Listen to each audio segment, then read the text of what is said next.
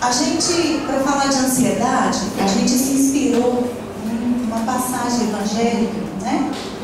Porque ninguém como o grande curador de almas, Jesus, né? Para nos dar a receita da imunização contra esse mal, né? Então a gente quer começar, nós não vamos entrar numa interpretação nesse momento, embora a gente quer se ater ao trecho mais adiante, mas nesse momento é para a gente entrar no espírito da coisa, tá? E vamos ver se a gente se encaixa aí nesse momento também.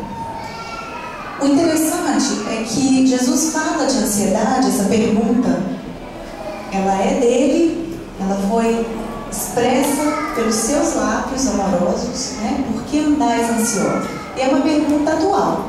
Então você se imagina sendo questionado por ele nesse momento.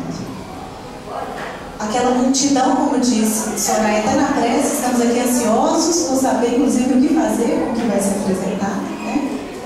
E é bem isso. Vem um dos evangelhos em que ela vem descrita, em Mateus, no evangelho de Mateus, que foi testemunha ocular, né, dos ensinamentos de Jesus. E vem, digamos, na sequência do Sermão da Montanha, né, que é um momento belíssimo do evangelho, mas que a multidão ainda atormentada, né, está ali, sequiosa de ensinamentos. E nesse trecho em que Jesus vai tratar da ansiedade, né, ele começa, olha que interessante, afirmativo com o qual ele começa introduzindo o tema. Ninguém pode servir a dois senhores, porque ou há de odiar a um e amar o outro, ou há de dedicar-se a um e desprezar o outro. Quem são os dois senhores? Ele diz, não se pode servir a Deus e a Mamon. Seria o senhor da riqueza material, né? Ninguém pode, ninguém consegue. Se estiver tentando, vai cair nessa contradição que ele disse. Por isso, vos digo, não estejais ansiosos quanto à vossa vida. O que, especificamente? Pelo que haveis de comer, ou pelo que haveis de beber, nem quanto ao vosso corpo, pelo que haveis de vestir. Pois não é a vida mais do que o alimento, e o corpo mais do que o vestuário? Olha, a primeira reflexão. Porque talvez o grande fator de ansiedade seja esse da própria conservação da vida, né? Mas a vida, pelo que a gente está vendo aqui, é uma preocupação pautada pela materialidade dessa vida, né? Vamos seguir. Ele continua dizendo, poeticamente maravilhoso esse trecho: olhai para as aves do céu. Então ele pede a multidão para olhar além da materialidade, na própria natureza, mas além de si mesmo. Olhai para as aves do céu, que não semeiam, nem ceifam, nem ajuntam em celeiros, e vosso Pai as alimenta. Não valeis vós muito mais do que elas? Ora, diz ele, qual de vós, por mais ansioso que esteja, pode acrescentar um côvado à sua estatura? O que é isso, um côvado? É uma medida, tá? Equivale mais ou menos a um antebraço, vamos dizer assim. Qual de nós, por mais ansioso, por mais esforço, por mais que tente, consegue acrescentar na estatura? Aí vamos fazer aqui um parâmetro físico mesmo. Nenhum de nós. Nenhum de nós, né? E pelo que haveis de vestir, por que andais ansiosos? Olhai para os lírios do campo. Quem já viu lírio do campo, de verdade? No campo. Porque a gente vê lírio lá na floricultura, já é lindíssimo. Mas se a gente tem a visão de lírios no campo, né? Aquelas flores maravilhosas, maravilhosamente bem vestidas, né? Ele diz assim, olhai para os lírios do campo como crescem. Eles não trabalham, nem fiam. Contudo vos digo que nem Salomão, em toda a sua glória, se vestiu como um deles. Nenhuma criatura humana jamais pode vestir, né? Digamos, uma composição tão formosa quanto um lírio no campo. Pois se Deus veste assim a erva do campo, que existe hoje e amanhã é lançada no forno, não vos vestirá muito mais a vós? Aqui o puxão de orelha. Homens de pouca fé. Portanto, não vos inquieteis dizendo: que havemos de comer? Que havemos de beber? Porque você não vai crescer por causa disso. Ou com que nos havemos de vestir? Porque todas essas coisas, diz Jesus, os gentios as procuram. Ou seja, os homens que não têm fé nenhuma. Isso aí é preocupação de qualquer um. É isso que ele diz, né? Porque nosso Pai Celestial bem sabe que necessitais de tudo isso. Não está esquecida, né? As nossas necessidades não estão esquecidas de modo algum por aquele que nos pôs nessa vida material. Aí ele diz: mas buscai primeiro o reino de Deus e a sua justiça, e todas essas coisas vos serão acrescentadas. Não vos inquieteis, pois, pelo dia de amanhã. Essa é uma recomendação importante. Não vos inquieteis, pois, pelo dia de amanhã, porque o dia de amanhã cuidará a si mesmo. Basta a cada dia o seu mal. Aqui nós temos pistas para o que vai ser a nossa caminhada da manhã. Vamos tentar passar por tudo isso daqui, tá bom, gente? Esse trecho, então, na referência está em Mateus, capítulo 6, versículos 24 a 34. Também podemos ler em Lucas, tá? Numa outra versão. Então, nosso objetivo hoje, nós temos um alvo a atingir, né? Nós queremos ir nos imunizar, não é verdade? Essa é a nossa intenção. O quanto seja possível a gente se tornar imune a essa ansiedade de que toda a humanidade parece padecer. É um grande mal da atualidade. Vocês concordam comigo, gente? Né? Mas para a gente chegar lá, eu proponho uma caminhada, comer pelas beiradas, como o mineirinho faz, né? Nós vamos passar pelo que é essa ansiedade. Vamos traduzir, né? Será que a gente está preocupado só com comer e vestir mesmo, né? E beber, enfim. E é. Vamos falar também como é que ela se apresenta nos dias de hoje. Suas causas e motivadores. Portanto, se tem causa, nós temos efeitos, né? Efeitos e consequências também. A partir daí, a gente pode pensar no polo oposto da ansiedade. O que vem a ser isso? Se a gente já consegue visualizar o polo oposto, a gente já está pertinho da imunização. E aí a gente consegue enxergar o antídoto, que está disponível, garanto a vocês, não é campanha, né, da saúde, mas está disponível a qualquer tempo, a qualquer hora, para qualquer um de nós. Precisamos saber onde está. E aí acertaremos o nome. Ok, gente? Essa caminhada? Eu vou correr para me preparar. Vamos lá. O que é ansiedade? Se a gente pega lá a definição comum, né, do Aurélio, dicionário, ele vai nos dar o significado de ansiedade por analogia, né, que é como se descreve as palavras. Por analogia, sinônimos, sinonímia ou uma explicação, né? Ele vai tentar explicar a ansiedade. Ele diz lá então que a ansiedade equivale a uma angústia, a uma grande inquietude, pode ser também traduzida como um desejo veemente, um estado impaciente, também estado psíquico acompanhado de uma excitação ou inibição. Olha os extremos. Pode ser uma coisa, pode ser outra, né? Mas sempre comportando, segundo Aurélio, uma sensação de constrição na garganta. Vocês sabem o que é constrição? Vai com a garganta apertada, não passa nada. Olha que interessante a analogia de ansiedade. Vocês não devem conhecer isso não, né? Angústia, inquietude grande, né? Não é qualquer inquietude não, viu? É grande. Médico dá um antidepressivo até pico. Até parece, né? Tem pílulas. Então, começa a dizer, tá próximo do que vocês conhecem como ansiedade? Vamos aprofundar mais. Se a gente pega um estudo da semiologia mesmo, né, da ansiedade, aí nós estamos já entrando, né, num conhecimento mais técnico de saúde, né, na área da medicina, das outras ciências de saúde, psicologia, etc. A ansiedade, gente, isso aqui eu queria destacar para vocês. Ela está classificada no capítulo da afetividade. Olha que interessante. Então, nós estamos falando de preocupação material, mas nós estamos dizendo que é um acometimento do campo da afetividade. Está classificada lá. Né? Não da afetividade normal, esperada, vamos dizer assim. Se é que a gente pode falar em normal em saúde, né? Mas das alterações da afetividade. Passa pelo campo das alterações afetivas emocionais. O que é a vida afetiva? A vida afetiva é a dimensão psíquica, né? Que dá cor, dá brilho e calor. Olha a sensação aí. Brilho, não diz de luminosidade. Calor não é temperatura, não é?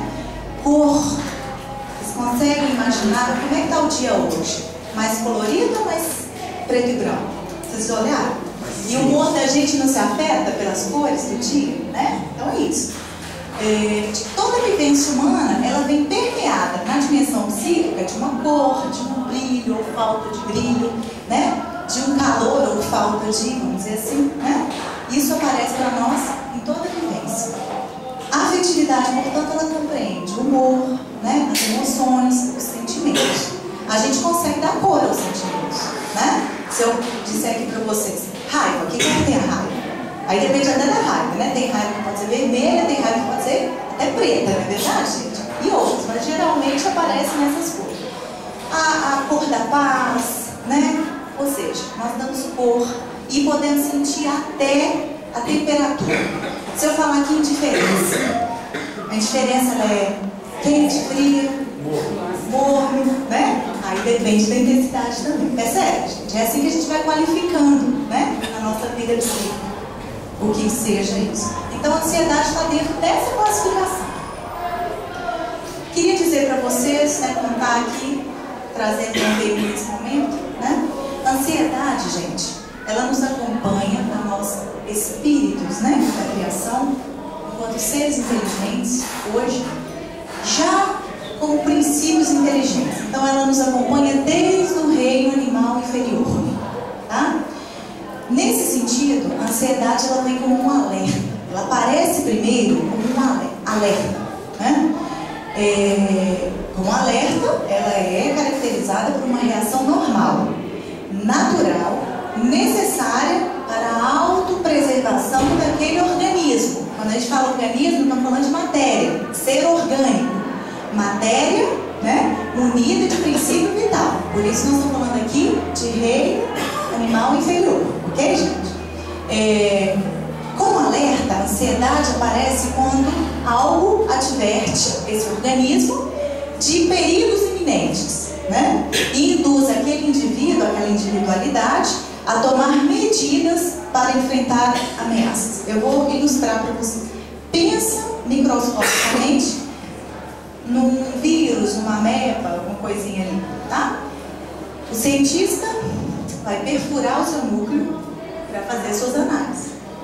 Ao pressentir a aproximação de um objeto contundente, perfurante, aquele ser orgânico, né, vamos dizer assim, do reino animal inferior, ele já se retrai. Se pudesse entender, ele já faz um movimento de recolhida, tentando evitar aquilo que inclusive começa a ferir. Essa é o alerta da ansiedade. Então, mediante uma ameaça iminente, que inclusive toma forma concreta, ele reage. Então é uma reação normal. Percebe aqui a ansiedade? Nos animais mais superiores, inclusive, a ansiedade prepara para a situação de luta ou fuga. Então o organismo, ele vai, o sistema nervoso, né, ele vai produzir, né, e liberar para pela corrente sanguínea, para todo o organismo, determinados hormônios que viabilizem, por exemplo, dilatação de pupila, aceleração do batimento cardíaco, para munir todos os músculos de energia necessária para, se for necessário, lutar. Se não, se a melhor estratégia for fugir, foge, né? Então, é quase que um estado de premonição, vamos dizer assim, né? Não é só quando aparece no campo visual. Às vezes é por outros estímulos auditivos, tá? E se a gente pensar no sexto sentido da intuição também. Às vezes a gente intui que vem algo por aí, né? Às vezes por algum estímulo visual, auditivo, sonoro, por aí com cheiro, né? Olfativo, mas às vezes pela intuição. E aí o organismo se encarrega num automatismo, uma reação normal, ansiosa, de preparar o organismo para se defender. Então é um mecanismo de defesa natural e desejável, concorda? Quando aparece no campo visual, ou quando se toma perto da situação que ameaça, o indivíduo ele mede. Então pensa lá um animal, né, que vê outro. Na cadeia alimentar, ele está em situação desfavorável. Então ele vai olhar, não, esse eu não vou enfrentar. Esse não é um caso de luta. Foge, dá no pé, corre, né? É mais ou menos isso, tá? Em outros casos, o animal enfrenta, porque ele percebe vantagens naquele enfrentamento. Ele não vai enfrentar por uma coragem audaciosa que vai colocar em perigo. Se há perigo, foge. Se há condição de vencer o perigo, luta e enfrenta. E acaba com o perigo, tá? Lei de sobrevivência, lei de conservação. Até aqui tranquilo, gente? Ok. No homem, a ansiedade acompanha, né, o crescimento, tá? Acompanha o desenvolvimento, inclusive físico, fisiológico e mental, tá? Então é um acompanhamento normal desse crescimento, da mudança que implica esse crescimento, da experiência de algo novo, né? Algo que nunca foi tentado, por exemplo, tá? Então é um acompanhamento normal do encontro com a nossa própria identidade e o significado da vida. Ela é também uma reação normal no ser humano, tá? Por exemplo, a ansiedade é normal nessas situações aqui. Pensa num bebezinho, né?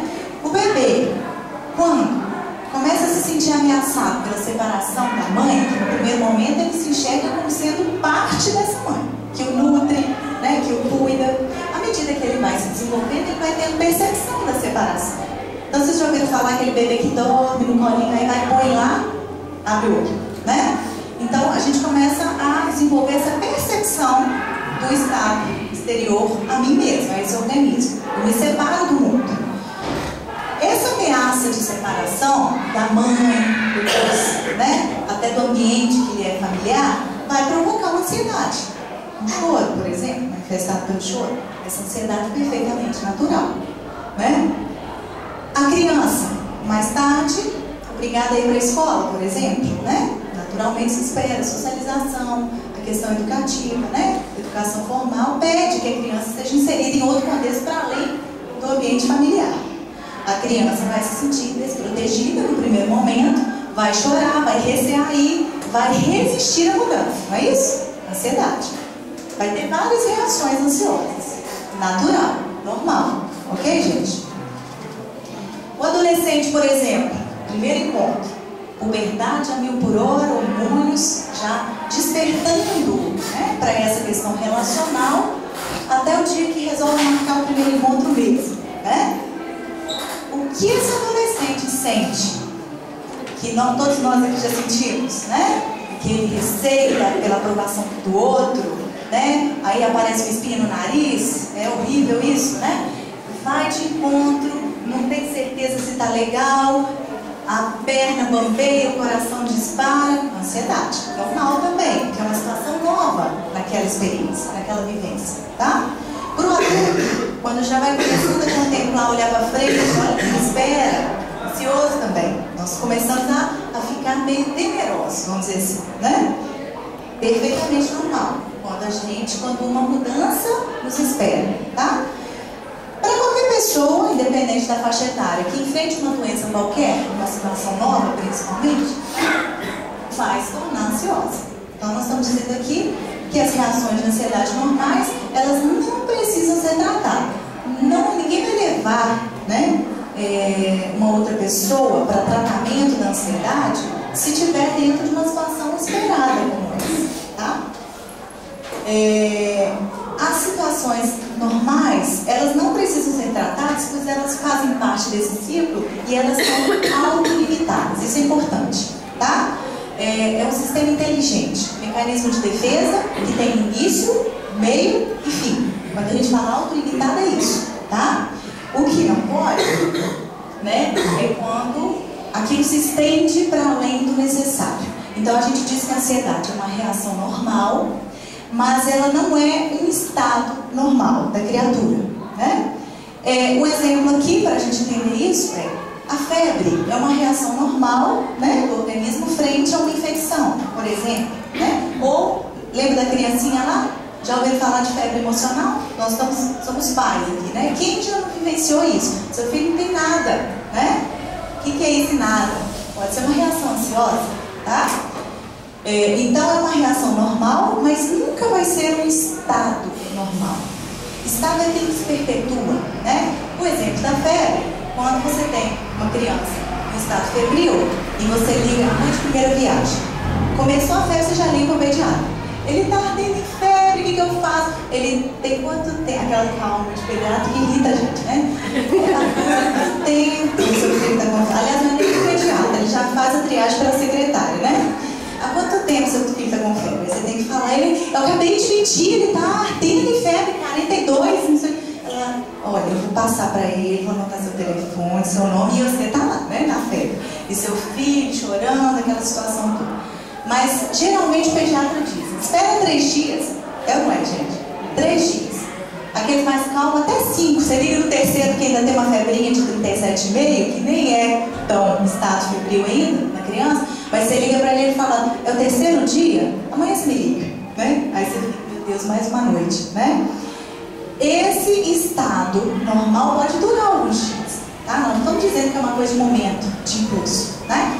Tem uma certa, e cada situação, cada caso vai dizer, né? Enquanto perdura e ameaça, é normal que haja ansiedade, né? Agora, se torna um estado da criatura, a criatura vive, vocês já conheceram alguém um ano inteiro com febre? Dia e noite?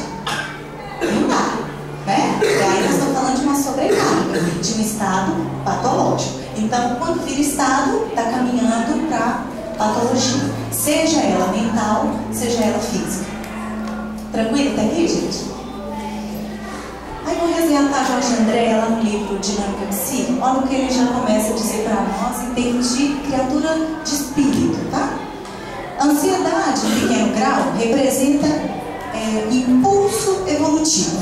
Então ela aparece nos anunciando a mudança e o crescimento. Não é uma mudança qualquer, não é uma mudança para pior. É um crescimento, é uma vivência humana, é uma experiência que te propicia algum crescimento, tá?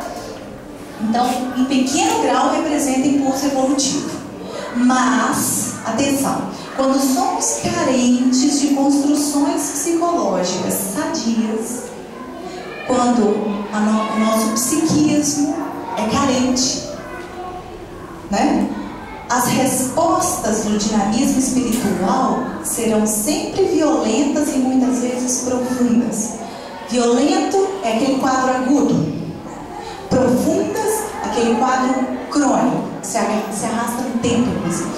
Vocês conseguem diferenciar agudo de crônico. Ao contrário, sinalizando aqui para nós, quando, né, a ansiedade lá, afinadas nas virtudes ou com uma mente bem direcionada para a harmonia, olha só, não é uma mente harmônica ainda, é uma mente focada, direcionada numa harmonia, tá?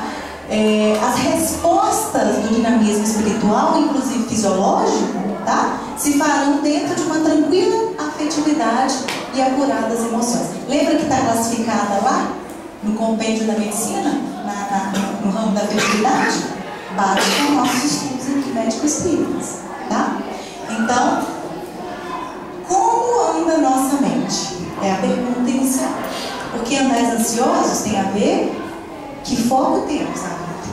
A nossa mente, não é o corpo, tá?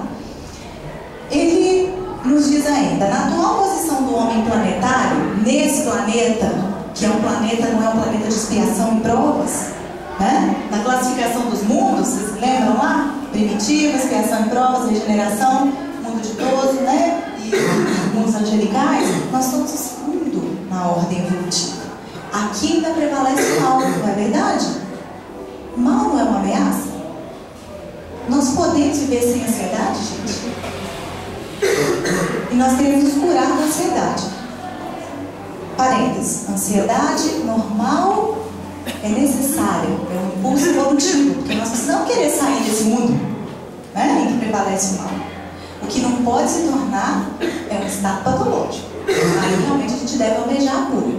Mas devemos reconhecer a nossa ansiedade no primeiro momento como algo natural, algo da minha natureza nesse momento, tá? Usar a nosso favor, né? Então, na posição atual do homem planetário, a ansiedade é o manto. O que é o manto, gente? Não é algo que está cobrindo ali, né? Com que as reações psicopatológicas são revestidas. Reações, lembra lá do dinamismo? Então, nós estamos falando disso. Representa, atualmente, um estado de tensão, né? O que é algo que está tenso? É algo que não está relaxado, né? Então, representa um estado de tensão geralmente incompreendido e cercado de aflições descontroladas. Isso é grave, né, gente? É doloroso. Você lê isso aí, não dá uma aflição? Não dá um... Você fica tenso, né? Mais ou menos isso. A ansiedade é problema de dia a dia nosso, porque nós estamos permeados pelos impulsos evolutivos, né? Tornando o indivíduo medroso e apreensivo, como que aguardando uma irreversível infelicidade, assenhorando seu panorama mental num ângulo pessimista. Aqui nós chegamos no quadro patológico. O problema é esse, é que o que era para ser reação normal está se desenhando como um estado. E um estado que nos leva a ver a vida num ângulo pessimista. É como se a gente vivesse esperando o tal do bicho na cadeia que vai nos devorar. Não é? É preciso superar esse estado. Tá? E numa analogia, tá? O nosso inimigo atual, inclusive para nós, principalmente que já estamos nesse processo de busca, né? O nosso inimigo já não está mais fora. Esse é o problema.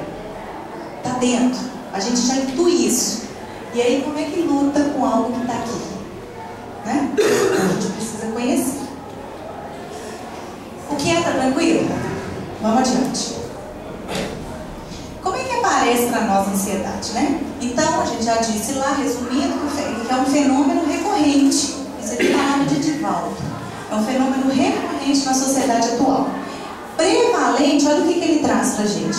Prevalente, ou seja, maior incidência nos aglomerados urbanos. Nós vivemos numa capital. Todo mundo é daqui de BH, não é, gente? Já mora aqui há algum tempo. Aqui é maior ainda. Você já viu um matuto? Por que a gente fica doido no feriado de ir para a roça? Né? Mineiro, os que não vão para Guarapari, na praia, vão para a roça, né? A gente chega lá, aquele povo sentado na seca, mastigando capim, né? Come aquele tanto de gordura, ele tá nem aí, nós na dieta aqui, não come nem manteiga mais, porque, né, faz mal, e aí não come margarina também, porque tá um passo do plástico. Olha que vida que a gente está vivendo, né? Olha em que contexto. Então diz Divaldo que nos aglomerados urbanos a ansiedade é ainda mais prevalente. Então é característica dos tempos de transição, né? De mudança, de crise, mas também é característica de uma fuga da simplicidade. E aí a gente vai lembrar lá Jesus falando para a multidão. Você está ansioso pelo que comer, pelo que vestir, né? Se a gente pegar a oração dele, né, do Pai Nosso, o pão nosso de cada dia nos dai hoje, quem aqui se preocupa se vai ter ou se não vai ter pão na sua casa? Agora, eu tenho certeza que vocês ficam pensando, será que vai ter queijo, presunto, requeijão, geleia, né? Fica na dúvida. A gente não se preocupa com o pão, gente, né? Mas com os acessórios gostosos, né? Que a gente aprendeu. Então, eu tenho que trabalhar porque a compra no supermercado está ficando mais cara. Eu não bebo só água, né? Eu preciso de sucos livres de como é que chama? De conservantes. Isso é caríssimo, né? Mas é isso que conserva, né? O vinho não é qualquer marca e etc, né? Será que a gente pode falar em vinho, né? Jesus, né? Então, gente, olha o que está nos deixando ansioso. Quanto custa uma calça jeans hoje? tem uma propaganda entre os R$300. Pensa. Eu não vou contar para vocês quanto custou aqui, lógico, né? Mas a gente hoje em dia encontra exatamente de R$300 a R$300 ou mais, né, gente? Você não falou, não, mas tem calça jeans aí que é mais de salário mínimo e olha lá, né? Entrevistaram uma mãe aí da Bolsa Família e ela reclamando que minha filha, se eu comprar uma calça de R$300, não dá. Pensa, Bolsa Família, né? Difícil. Mas é isso. Não é só o que vestir, né? Mas a marca que se veste, por aí vai. Né? Não se anda a pé, não se anda de bicicleta, não se anda nem de ônibus, né? O nosso grau de exigência para a própria conservação tem aumentado. É disso que ele fala. Fugir da simplicidade, né? Então, a ansiedade, por conta disso tudo aqui, ela vai aparecer sob sintomas mentais e físicos. Quais? Vamos ver se vocês já ouviram falar. Sintomas mentais. Por exemplo, uma inquietação interna. Sabe algo que você acordou em que? O que é inquietação? Vocês já viram aquele pezinho nervoso? Né? Põe unha, né? Por que faz isso? Lembra da tensão? Você está descarregando em algum lugar ali. Ela vem de um sintoma mental e depois vocês vão ver, tá? Inquietação interna, medo. Um medo que não tem nome, é um medo difuso, é um medo impreciso, eu nem sei dizer. Parece que eu tenho medo da minha filha sair e voltar, mas se você for ver bem, não é isso. Aí você fica procurando o nome para o seu medo. É o medo do medo. Medo de sentir medo. Eu tenho medo, você não quer assim, né? Aquela coisa. Então é uma apreensão desagradável. Eu sei que é desagradável. É uma sensação de opressão e desconforto. Algo que me oprime é algo que aperta, inclusive. Imagina, é uma pedra em cima de você, mental, né? Vem na forma de preocupações exageradas, né? Insegurança, irritabilidade. Vocês não sabem o que é isso, né, gente? Ninguém se sentiu inseguro, irritado, né? Ninguém explode aqui uma vez ou outra, né? Irritado por um motivo qualquer, enfim, né? Quando você esbarra o dedinho na cômoda da sua casa, você diz: minha mãe do céu, eu te agradeço, cômoda, por estar no meu caminho hoje nessa manhã. Porque diz o apóstolo Paulo que tudo dá graças. Então a gente agradece tudo, né? Até aquela pancadinha no dedinho. Né? Dói. Com certeza, todos somos assim, né? Dificuldade para se concentrar. Então nós estamos lá no serviço, a gente enche o computador de post-it para lembrar o que tem que fazer, porque você não consegue concentrar e não faz nada. Né? Procrastina e por aí vai. Insônia. Alguém já passou por isso? Não conseguir dormir. Eu preciso dormir, mas eu não durmo. E aí é igual o desenho do Pato Donald, de A Gota d'Água. Vocês assistam depois, né? É mais ou menos aqui, né? Não consigo descansar. Quando durmo, acordo mais cansado do que antes, né? Insônia. Nervosismo, agonia. Como é que a gente explica agonia, gente? Explica pra mim a agonia, você. Consegue? Não. É um aperto no coração. Ai, ó. No coração. Olha, gente, se eu fizer assim pra vocês. Agonia, né? A gente não sabe falar, não tem nome, né? Nossa sintomática mental é imprecisa. É uma coisa que foge, né? É isso. Aí vai pro físico. Porque o corpo é mata-borrão da alma, né? Graças a Deus que ele existe para propiciar esses expurgos necessários do nosso campo mental. Aí, o que acontece comigo ansiosa? Taquicardia, palpitação. Então, vocês já sentiram o coração disparar? Né? A opressão torácica, é o que você falou. O coração está dentro do peito. Então, eu sinto um aperto no coração. E não tem nada, mas eu posso não ter nada fisicamente, mas o meu coração se sente oprimido. Meus órgãos. Respira profundamente, por favor.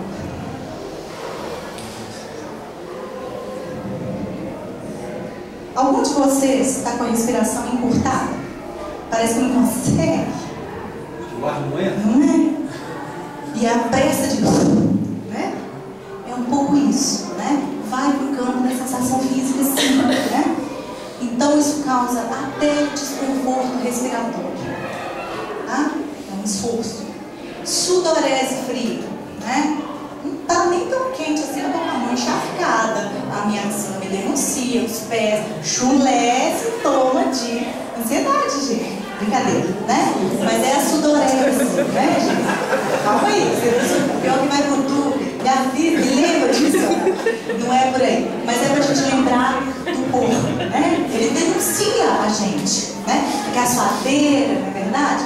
Aí alguém te pergunta, nossa, você corre, você tá de roupa aí. Aí você fala, pois é, eu acabei de dar 2 voltas na Pampulha. Que nada, tá ansioso, né?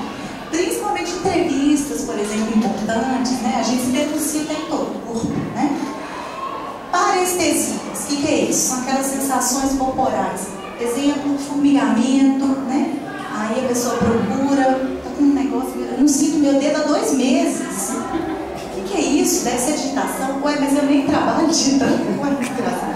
A gente fica buscando, né? As sensações, elas podem focalizar em qualquer parte do corpo. Aí tem a leitura corporal para nos ajudar também, né? Então, formigamento, até agulhadas. Aí você pensa, tem alguém fazendo voodoo, né? Alguém desejando meu mal. Que isso, gente? É a minha ansiedade, né? Que me ameaça o tempo todo. Tensão muscular. Então, né, dificuldade para relaxar, é aquilo que a gente fala, que está tensionado não relaxa, não adianta. Aí ontem a gente fazia uma visualização terapêutica lá no grupo, né, das dependências, e determinada pessoa falou, olha, não adianta, eu não consigo visualizar nada, eu não relaxo, eu mal consigo fechar meus olhos, porque a minha intenção é ficar olhando para todo mundo para ver se os outros estão relaxando. Não consegue mesmo, né? Não é um fingimento, é porque não consegue, está tão tensionado, concentrada a energia no músculo, que é para aliviar até a mente, né? Que não relaxa, por isso não dorme, né? Aí vem a cefaleia, as dores musculares. Quem tem torcicolo já teve uma vez na vida, né? Quando a gente fala da etiologia espiritual das doenças, é isso, né? O que causa não é o travesseiro alto, gente, sinto dizer, nem muito baixo também. Nem falta dele. Né? A gente precisa de justificativas concretas. Mas na maior parte dos casos, o que nos acomete é a nossa própria falta de imunidade, vamos dizer assim, tá? Então a maior parte das cefaleias e dores de cabeça são tensionadas. Vocês têm alguma dúvida? Né? Aí você vai precisando, no início, de uma vez ao dia, depois 2, 3, 4, aí você passa para um mais sério e daqui a pouco nada faz efeito. E eu não relaxo, né? Aí eu vou fazer yoga para ver se eu consigo aprender, né? Aí você fica com dor do alongamento que você não consegue fazer lá nos exercícios. Enfim, a gente vai migrando nos sintomas, né? Tontura, ansiedade, ela causa tontura, né? Labirintite aí estão à moda, inclusive, né? Tremedeira, secura na boca. Vocês acham que isso é síndrome de abstinência? Deve ser, né? O indivíduo que se abstém da serenidade, do foco na tranquilidade, ainda que futura, fora de mim, vai ter tremedeira, tal como um dependente químico, né? Inclusive essa sensação na boca, né? De secura. Dor de barriga, tá lá, né? Palidez, acessos de calor, dor no estômago, náusea, diarreia, a gente poderia continuar aqui. E até aquela gastura, que é a agonia da mente na gastura. Se arrepia todo. Sabe aquelas sensações, né? Então nós estamos falando aqui da ansiedade real. Agora, por gentileza, levante a mão aqui, quem já sentiu isso pelo menos uma vez na vida. Então nós estamos no lugar certo, né? Porque eu já ia falar que as pessoas podem sentir que é isso. É uma reação natural. E quem vive com algo aqui dia a dia?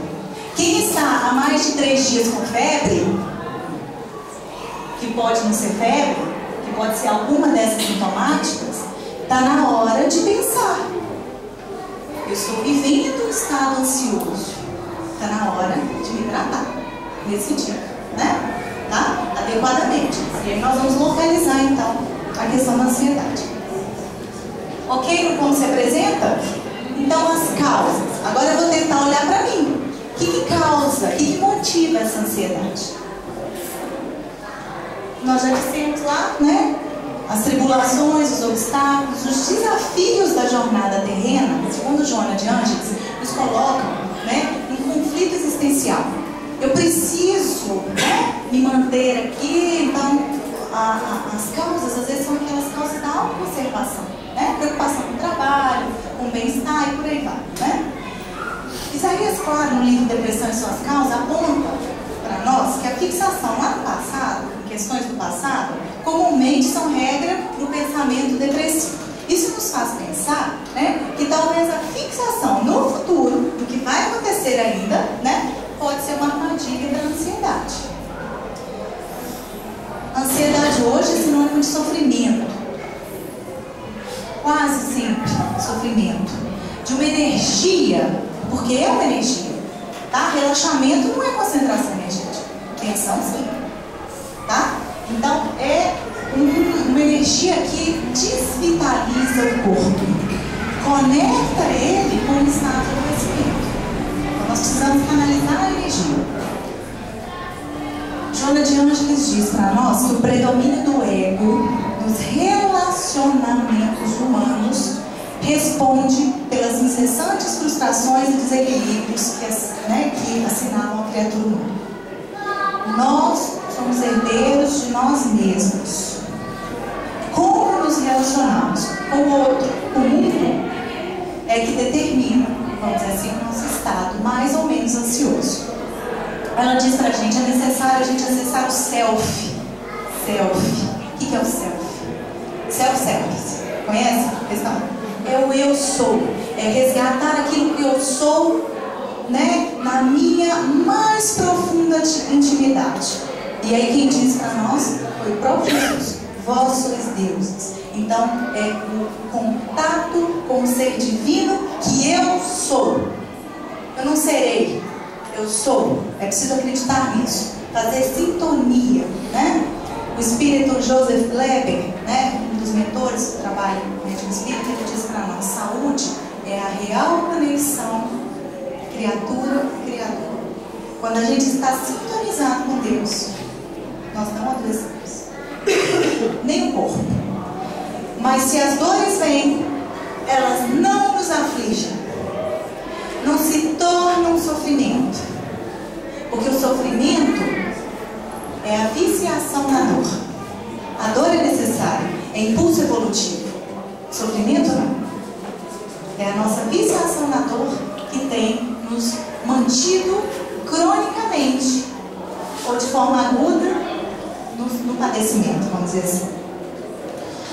Diz ainda, os processos ansiosos, gente, não sou eu que estou dizendo, estou trazendo a nossa pesquisa, nada mais são do que falta de confiança em si mesmo. Não acredito em mim, eu não sou capaz de sair disso. Eu me atolo na minha impossibilidade. Então, falta de confiança em si mesmo, nos outros, na questão relacional e na vida.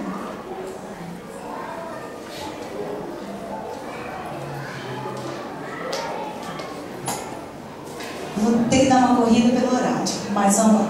A ansiedade, ela pode ter dois pontos de partida. Os processos ansiosos, de falta de confiança em mim, no outro, na vida. Eles podem vir na forma de medo, lembra lá do alerta? E eles podem vir na forma de preocupação. Eu não estou com medo, eu estou preocupado. Já viram isso? Medo não, preocupação. Se a causa for um medo, tá? Nós temos a base em processo de insegurança. Eu não estou seguro, por isso eu tenho medo. Se eu não cuido dessa insegurança, agindo com prudência, mantendo a atenção, por exemplo, ela pode se desdobrar em pânico ou nas fobias. Aí toma forma nesse medo, ok? Nós estamos falando aqui de uma patologia. Portanto, gente, se eu sei que o que me torna ansioso é um determinado medo, uma insegurança minha, ou minha no outro, ou minha na própria vida, eu tenho que me preocupar com a vida, eu tenho que sentir medo da vida, porque a vida está temerosa. Mas, gente, não tem alguém coordenando isso tudo, não? A gente não acredita nisso, não? A gente não confia que tem alguém coordenando tudo? Então nós vamos tomar cuidado com essa insegurança. O plano de tratamento é, se tem algo me ameaçando, eu vou ser prudente. Prudência. Eu vou aguçar ainda mais a minha atenção, né? Se tem algo que me ameaça ainda não sei, lembra do difuso? Eu vou ficar atento e vou aumentar a prudência. Então, se eu estou indo a determinada velocidade, eu diminuo. Eu não preciso parar. O problema é que o medo nos paralisa. Eu não preciso parar. Eu posso seguir com mais atenção e prudência. E, acima de tudo, agir com bom senso e lógica.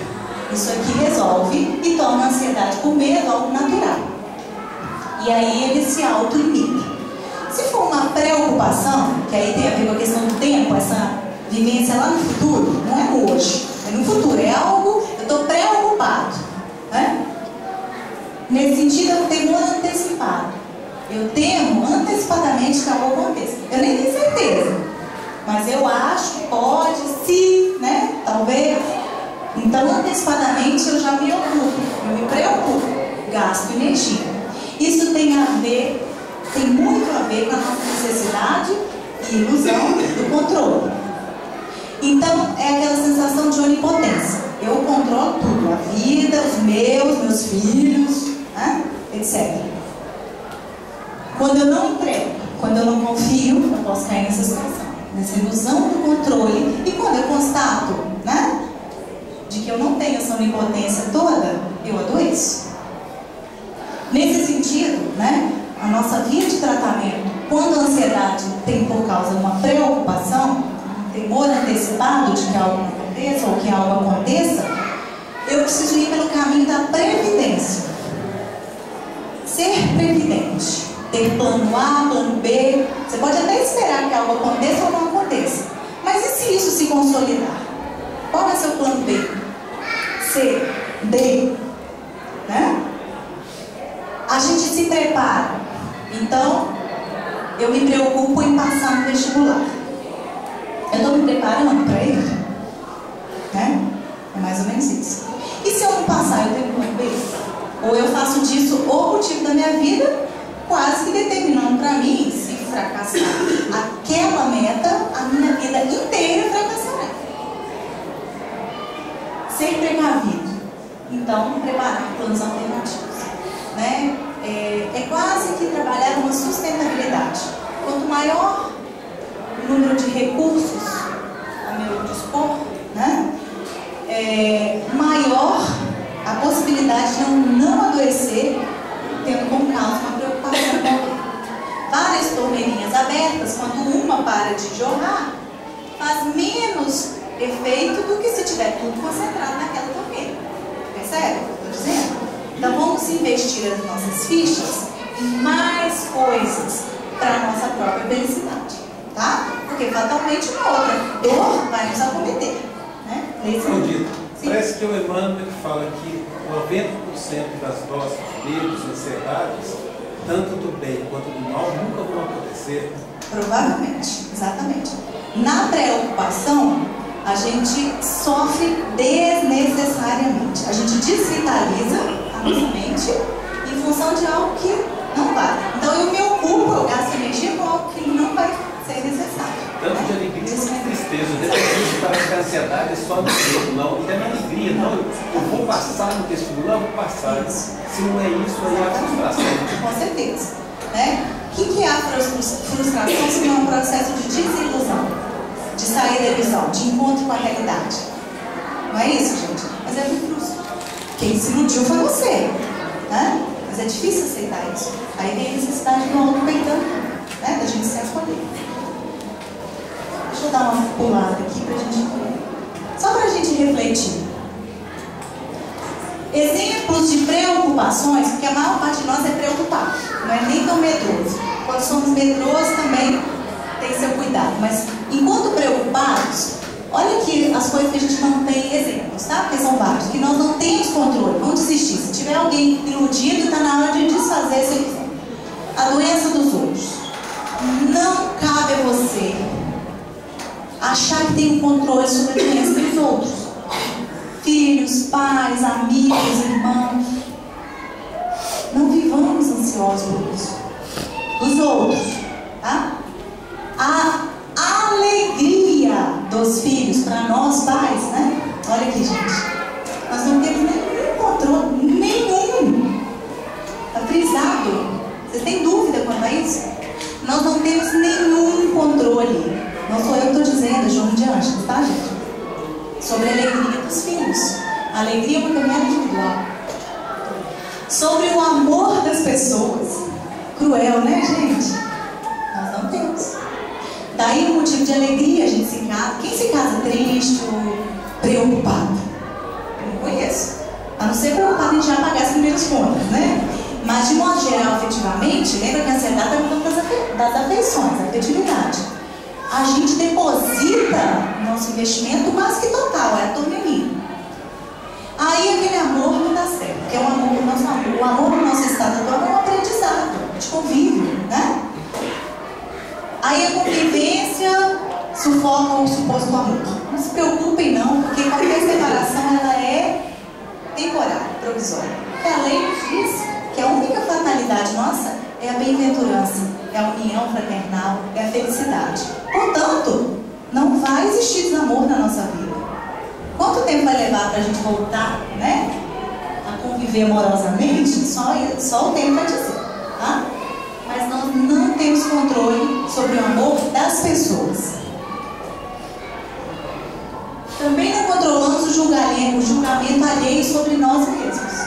Não dá para controlar o que o outro pensa sobre nós. Independente das nossas atitudes, as pessoas podem pensar outra coisa. E aí, às vezes, eu vou estar preocupado. Nossa, o que fulano vai pensar de mim, não é? Assim. Sobre a morte de ninguém, de familiares, nem a nossa. Nós não temos nenhum controle, tá, gente? No entanto, a educação que a gente vive nesse meio social nosso, ela estimula o vício do pensamento preocupante. Isso é uma confusão. A gente tem aprendido que preocupar-se é sinônimo de dar proteção. Vocês já ouviram essas frases aqui? Ô fulano, eu me preocupo com você.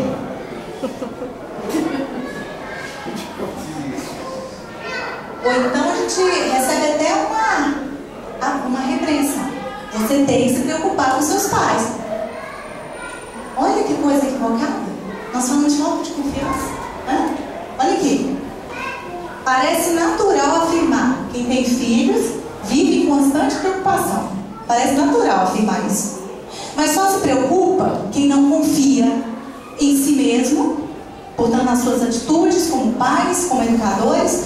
Também não confia nos seus filhos, espíritos que são, e muito menos na vida, em quem está no controle. Percebe a ansiedade aí? Então nós precisamos parar de preocupar-nos. Parar de pensar no futuro de maneira tensa, de maneira pessimista. Essa é a chamada para nós, né?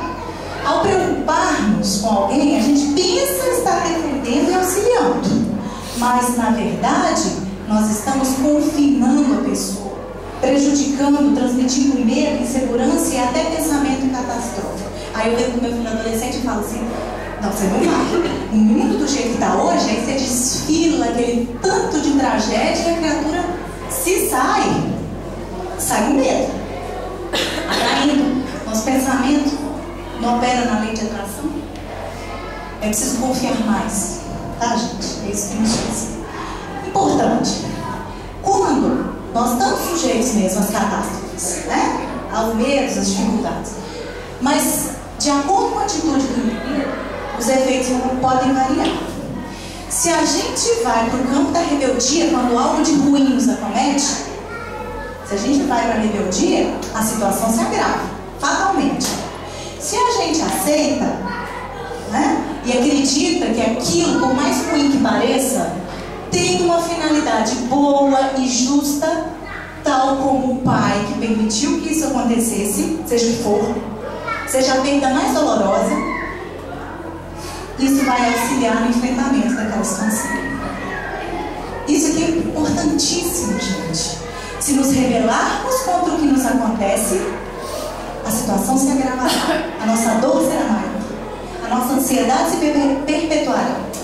Se a gente aceitar, já é o primeiro passo no enfrentamento daquela dor.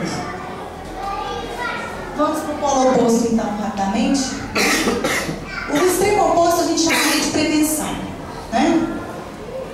Cabe aqui a gente cultivar a paciência, que é a ciência da paz. É o real desejo do equilíbrio. Gente, não é o fim da guerra, ainda. Mas é a trégua necessária para nós. Lembrando o livro dos Espíritos, aqui na questão 614, que nos diz: o ser humano só é infeliz quando da lei de Deus se afasta. Lembra da saúde como real conexão? É isso. Quando a gente vê a nossa vida com esse olhar negativo, é porque nós estamos nos esquecendo de que o que governa tudo e todos é o amor do Pai. Nós somos herdeiros desse amor. E qualquer situação transitória é impulso evolutivo, é impulso para o nosso próprio crescimento. Portanto, em tudo demos graça. Percebe? É necessário crescer na nossa visão. Aí a pergunta de Emmanuel: qual é a nossa posição na vida? Nós já estamos na multidão? Acredito que sim. Querendo ouvir, apreender, assimilar os ensinamentos do Cristo, a lei de amor por Ele apregoada e experienciada, vivenciada em toda a sua vida. Nós estamos na multidão? Já é um bom começo.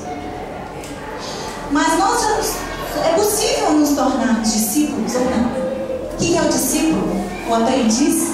Aquele que caminha mais perto, que ainda erra, mas que já faz o esforço por assimilar a lição, dando prova daquilo que ele aprende diariamente com o Mestre.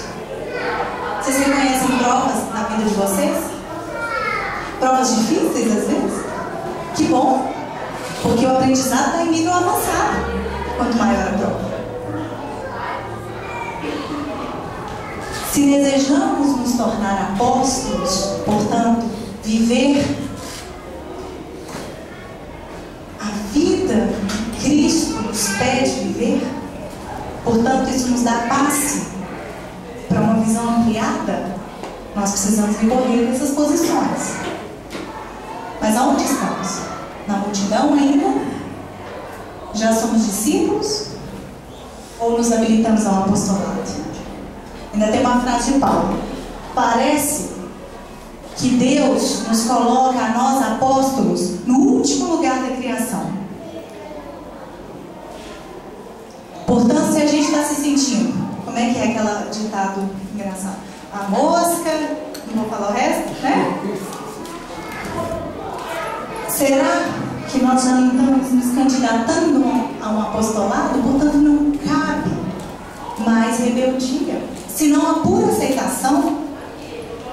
É andar no espinho na carne, inclusive, né? Esse é o caminho da prevenção. Lembrando Emmanuel também, estou pulando algumas coisas. Hoje é o dia mais importante da minha vida. Não é o ontem e nem o amanhã. É hoje. Porque nós estamos, aliás, enquanto semeadores, nós ainda não ceifamos. Nós realmente estamos colhendo frutos das sementes de ontem. E por isso a aceitação é necessária. Mas se desejamos um amanhã melhor, cuidemos desse hoje. Tá, gente? Vamos ao antídoto? Acho que todo mundo quer isso, né? Essa é a melhor parte. Não sei se vocês imaginaram outra coisa. Só há um verdadeiro antídoto contra a ansiedade patológica. Porque nós não queremos nos curar da nossa reação normal, certo? Mas daquele estado que nos aflige. A fé equivale a dizer mudança definitiva de estado. Estado, não cabe esse estado ansioso para a criatura que tem fé. Não cabe, né? Ela está em sintonia com o Criador, ela aposta, ela está sob a tutela dele. É como um filho que confia inteiramente no Pai, inteiramente, e sabe que até a sua repreensão, eventual punição, autopunição, porque o Pai não pune, o pai tem a lei ali colocada, que é uma lei de amor, né? Está em sintonia e mais do que aceita, ele se entrega a esse ser pai, portanto se torna herdeiro desse amor. É aqui que cabe a gente relembrar a passagem. Vamos ouvir com outros ouvidos. Ninguém pode servir a dois senhores. A quem senhor nós estamos servindo? A gente está preocupado com as coisas materiais, mamon? Ou a gente está preocupado com as coisas de Deus? De verdade, na nossa dia a dia. Inclusive quando eu saio do trabalho para garantir a própria subsistência da minha família, eu lembro de agradecer a Deus diariamente por permitir esse empréstimo na minha vida. Com todas as dificuldades que o meu trabalho tem, por exemplo. Por isso vos digo, Jesus, não estejais ansiosos quanto à vossa vida, pelo que haveis de comer ou pelo que haveis de beber, nem quanto ao vosso corpo, pelo que haveis de vestir. Não é a vida mais do que o alimento e o corpo mais do que o vestuário? Gente, de que vida nós estamos falando? Qual é a verdadeira vida, segundo os ensinamentos dos Espíritos? Está lá na parte primeira. É um mundo invisível, é um mundo espiritual, de onde nós viemos, para onde vamos voltar, ou é esse plano material temporário? Em que acreditamos? Qual é a fé que nós colocamos? Em qual mundo? A nossa aposta de felicidade está aqui ou lá?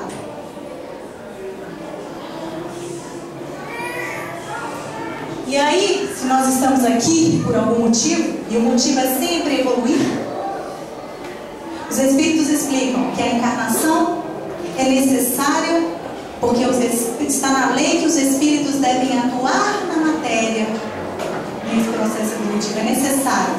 Mas Deus, na sua bondade, permitiu que a experiência da encarnação servisse como meio de aprimoramento. Então nós estamos aqui para servir a Deus nessa vivência que precisamos dar ao mundo, e vamos nos fazer uso dessa vivência para evoluir. Essa é a nossa finalidade. Para isso, cada qual tem a sua missão, por menor que seja.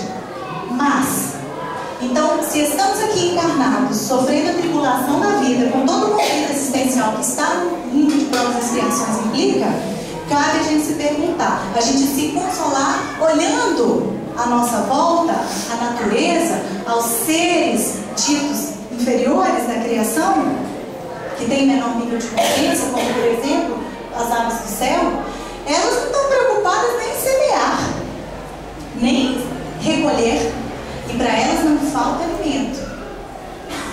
Vocês imaginam um pardalzinho preocupado? Será que amanhã vai ter água para eu beber em algum lugar? Vocês já viram um pardal ansioso?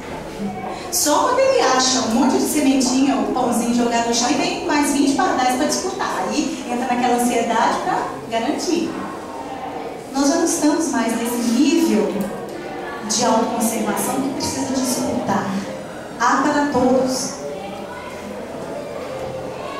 Agora, se a preocupação nossa for por vestir, for por dar aparência a nós mesmos, menos ainda que a gente se preocupe, porque nós somos mais importantes que a erva do campo, que já está vestida com toda a sua belezura possível, né? Não nos preocupemos também por isso, diz ele. Não nos inquietemos pelo que havemos de comer ou pelo que havemos de beber. Vosso Pai Celestial sabe que necessitais de tudo isso. Então, se Ele sabe que a gente necessita disso, está lá também no Livro dos Espíritos. Eu aconselho a leitura de 2 capítulos nesse fim de semana, se quiserem consolidar o nosso estudo. Lei de trabalho e lei de conservação.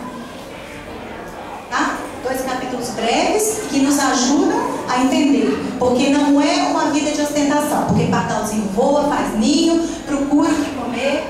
Tá? É isso. A própria planta está acolhendo prana, alimento natural divino da luz solar, e sintetizando oxigênio que vai servir a toda a humanidade. Todos operam em benefício não só próprio, mas de toda a humanidade, toda a família. Portanto, trabalhemos, façamos a nossa parte, que o resto se acrescentará. Tá? Conservemos, é verdade. Mas, buscai primeiro o reino de Deus. Primeiro. Então, antes de qualquer coisa, antes de escovar os dentes para cuidar da saúde bucal, agradece a Deus. O dente, a escova de dente, a pasta de dente, a água, etc. Em tudo dai graças. Reconhece a Deus. Então busca primeiro o reino de Deus e a sua justiça, que é essa sintonia com a lei de Deus, e todo o resto será acrescentado. Tudo. Entrega as pessoas queridas para a vida. Entrega você mesmo. Confia que até a experiência de entregá-los, quando você leva um filho, por exemplo, para a escola, lembra da gratidão que é vê-lo crescendo, se desenvolvendo. A dor às vezes é necessária. E principalmente, vive no hoje, como diz Emmanuel. Não vos inquieteis pelo dia de amanhã. Será que eu vou ter trabalho mês que vem? Porque tem uma onda de demissão na empresa? Não vos inquieteis pelo dia de amanhã. Porque o dia de amanhã cuidará de si mesmo. Se faltar uma coisa, vem outra. Mas nós confiamos de fato? A pergunta é essa. Fé. Basta cada dia seu mal. Parece-nos mais fácil quando a gente cuida do hoje. Então, se hoje eu tenho trabalho, cuide de fazer o melhor no seu trabalho. É a melhor maneira de garantir, tá certo? É com medo que falte o amor que eu estou, da minha família, garante o amor de hoje.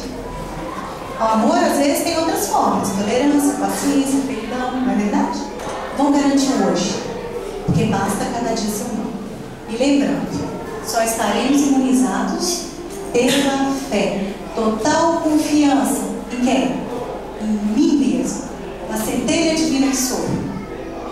No outro, centelha divina também. É ver no outro que ele é possível, ele é capaz e ele será feliz. E na vida, né? Que foi nos dado pelo Criador. Te agradeço a vocês a paciência, tá? Se precisar responder alguma pergunta, continuar o debate, a gente se disponibiliza aí pelo e-mail, tá? Agradeço mais uma vez a casa pela acolhida, tá? E peço perdão por eventual discordância, dificuldade que a gente tem colocado. Obrigada, gente.